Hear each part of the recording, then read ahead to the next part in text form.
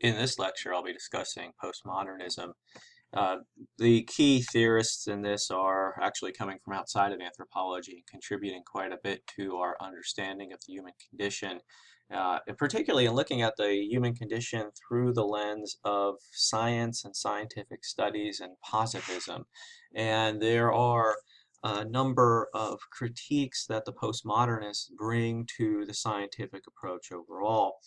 We will, for purposes of this lecture, focus on three early thinkers in postmodern thought: Jacques Derrida, uh, Pierre Bourdieu, and Michel Foucault. So it's important to keep in mind that in anthropology, there's been many influences which have come from within anthropology as well as outside of anthropology. And perhaps it's postmodernism which draws from many outside disciplines. Certainly, we've seen in earlier readings from McGee and Worm's discussion of a scientific approach to anthropology, and specifically subsuming anthropology under the school of thought of sociobiology and E.O. Wilson's work in sociobiology to really bring this to the fore. But we also see this, of course, in culture and personality, wherein you have the use of psychology, and again, this is an attempt to get away, or, well, yeah, to distance themselves from Boas's historical particularism, but particularly Mead and Benedict. When they're doing their work and bringing in psychology, they're really interested in the individual condition as a whole, as it exists at the current time, versus Boas's historical particularism. We also see drawing from other disciplines, or perhaps anthropology being considered a different discipline when we consider symbolic and interpretive anthropology. There were many discussions that it resembled literary criticism as a whole. Nevertheless, postmodernism draws from multiple backgrounds. The authors of your text suggest that it starts with art, but we can also see the influence of philosophy, literary criticism, and the symbolic anthropologists. Indeed, actually going back to Max Weber with the notion of differing identities, class status, and party, that class does not subsume all other forms of identity. And also the times that they were living in, because there was a fair amount of disillusionment at the time for many of these French scholars who formed a fairly tight network in and around Althusser, who is a Marxist, who is noted for the repressive state apparatus and the ideological state apparatus. So I'm going to start there. I'm going to start with some of the influences. I'll talk more specifically about two of those, particularly the Dada movement within art, as well as Heidegger's work on hermeneutics. From there, I will go into a discussion and a comparison of modernist approaches to ethnographic fieldwork, as well as the postmodern critique thereof, and very different in terms of where they're going based on the assumptions that they have built into their theoretical perspectives. I'll look at some of the contributions of the postmodern approach in anthropology today, and its impact is actually very wide felt within the discipline of anthropology, so much so that scholars identifying themselves with various theoretical positions that we've covered over the course of the semester may not openly acknowledge a postmodern approach in their writing. Nevertheless, we can see postmodern its influence, and I'll talk a little bit more about that. From there, I'll go into a general discussion of some of the general critiques of postmodernism, particularly when it's drawn to its logical conclusions. And as I mentioned earlier, I will highlight some of the key figures within within the area of post-structuralism and postmodernism, particularly looking at the work of Jacques Derrida, Michel Foucault, and Pierre Bourdieu. So I'll start in the world of art, and as we discussed in class, art has a particular location. It has a particular indicators that something is in fact art. We can say at the individual level, of course, that anything can be art. However, there are still, nevertheless, when we look at art and what is to be considered art, in a broader sense of consumption, perhaps as a form of media, we will note also that art does have political as well as economic underpinnings to it. The importance of the nation and nation building in art projects, whether this be along the lines of ideology, the embodiment of the Constitution of the United States, for example, the tension that may exist between the freedom of speech versus separation of church and state, as was brought up in class, or in a broader sense, nationalist projects which highlight development over the course of multiple generations and the emergence of a nation. And this work has been done by Judith Weingar, who is at NYU, and did her dissertation work on Egypt and the Egyptian art market, and has written a number of publications which have highlighted her continued work in this field. She notes that for Egypt in particular, there are multiple structures of power where outsiders have come in and attempted to dictate to Egyptians themselves what should actually constitute art. We see this in both government settings in terms of the Ministry of Art, as well as in the context of private galleries which have been set up, which are English-only galleries. And Weingart essentially maintains that the Egyptians themselves have regained some of the sovereignty over the art market, and the conflict and tension that they've had between themselves and the various actors within the art industry within Egypt and those outside of Egypt as a whole. Again, it's a very interesting piece by Judith Weingart. There's also discussion of art by intention versus art by appropriation. Some of the interesting work comes out of the Northwest Coast and the work of Aaron Glass, looking at totem poles.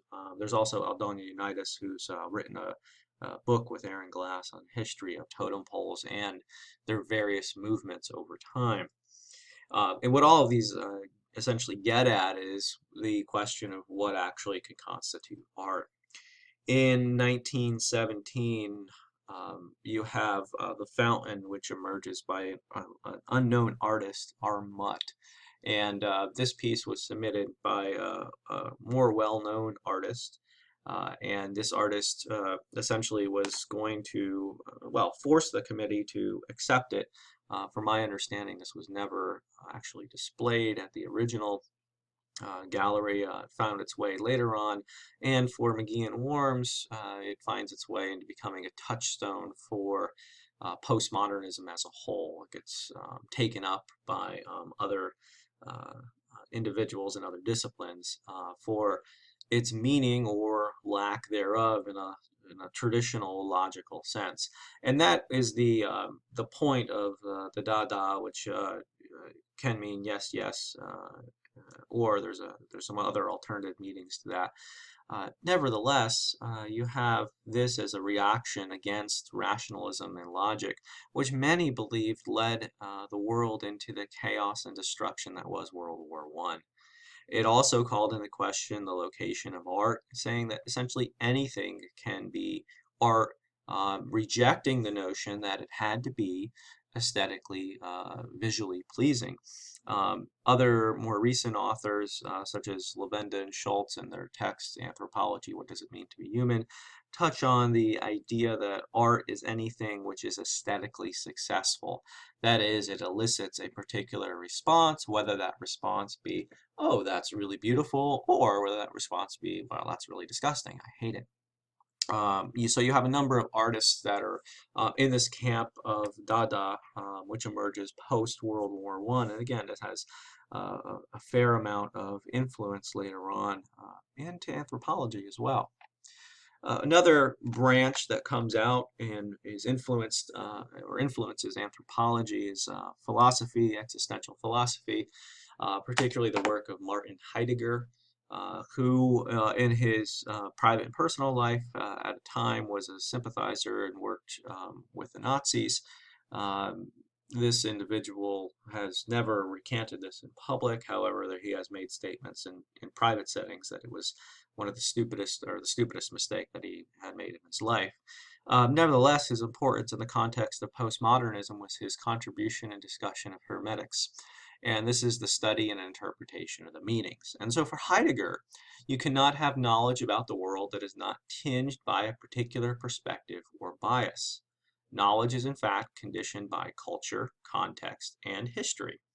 We, as human beings, will interpret our world based on our language, cultural background, and personal experiences. And so this is an interesting comment about the interpretation of the world based on our languages and what can be known and how things can be discussed in a particular way. It harkens to the Sapir-Whorf hypothesis, or the linguistic relativity principle, at least in some sense, maybe not in a strong sense, but at least in some sense, language influences the way that we see the world and the way that we perceive the world. Um, and so if you're coming from disparate cultural backgrounds and cultural schemes and ways of understanding the world from a cognitive ethnoscientific anthropologist perspective, it's going to be really difficult to translate cross-culturally. In other words, if you're doing field work in a different culture with a different language and you're a Westerner, you're an American who speaks English primarily as a first language, and then you're writing in English, it's very difficult to actually uh, make these transition. And for Heidegger, in this type of analysis here, it's impossible to make that transition and translation of the information without something being lost or modified in some way, potentially, even for those that would maintain that they're being objective in the collection and dissemination of their data as a whole. So as a broad outline to compare the modernist and the postmodernist perspectives, the modernist approach in anthropological writing essentially goes towards the idea of positivism and the scientific method. Modernists would believe that an objective, neutral knowledge of another culture or any aspect of the world is in fact possible. Uh, Modernist writing in anthropology has historically been characterized by detachment, the assumption of a position of scientific neutrality, and the idea of rationalism.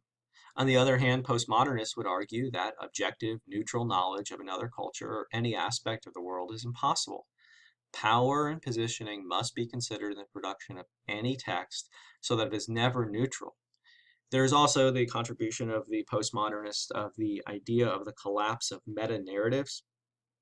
This is Lyotard's work, and he would include meta-narratives to be that of science in and of itself. So some of the contributions to anthropology. Well, it forms a touchstone for many, if not most, anthropologists that are working today, wherein anthropologists essentially eliminate the voice of the omniscient narrator, or what I've referred to earlier in this class and others before me have referred to as the view from 30,000 feet. You get a broad sense of the spectrum. George Bush flying over New Orleans post-Katrina, and looking out the window. You don't really get necessarily the sense of what's happening on the ground or how individuals are actually behaving or interacting with one another in everyday basis, and how they're managing those interactions with one another. That the personal history of the ethnographer and the conditions of the field work will be explicitly stated somewhere in texts that are produced today. And in a way, ironically, as McGee and Worms point out, personal history of the ethnographer, what this does is the revealing of this, as well as the revealing of methods of how people know what they know, makes ethnography more scientific. It encouraged anthropologists also to be more aware of our own ever-present issues when we're writing up and doing our work in ethnography of rhetoric, power, voice, and perspective. And again, this is not only for ourselves, but it's also for those that we work with in producing ethnography. That is, if you're relying on key informants, how do their narratives, how does their rhetoric, how does their voice come through in your ethnography, and how does their representation of others come through? And some of this goes to the notion of licensing and delicensing that Jacques Derrida discusses, and I'll talk about in just a little bit. What also comes about in the postmodern approach is the contested nature of cultures in and of themselves, both within cultures, the discussions about the possession of traditional knowledge and who actually possesses that, but also the discussion of whether, in fact, there is such a thing as traditional cultures as unchanging and static, existing in perpetuity. And indeed, postmodernists allege that there is not a static culture.